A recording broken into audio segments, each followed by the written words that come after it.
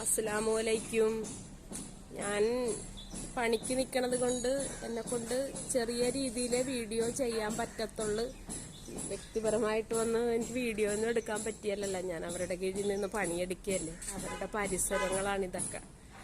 അപ്പം എന്നോട് എല്ലാവരും സഹകരിക്കണം. വീട്ടിലേക്ക് വന്നതിന് ശേഷം ഞാൻ വീഡിയോ പാട്ടാ എന്തെങ്കിലുമൊക്കെ ചെയ്യാൻ എന്നെ കൊണ്ട് പറ്റുന്ന രീതിയിലൊക്കെ ഞാൻ ഇടാം. ഇപ്പം ഇങ്ങനെയൊക്കെ എനിക്ക് പുറത്തേക്ക് ഇറങ്ങിയിട്ട് വീഡിയോ ഒന്നും പിടിക്കാൻ പറ്റിയല്ലോ.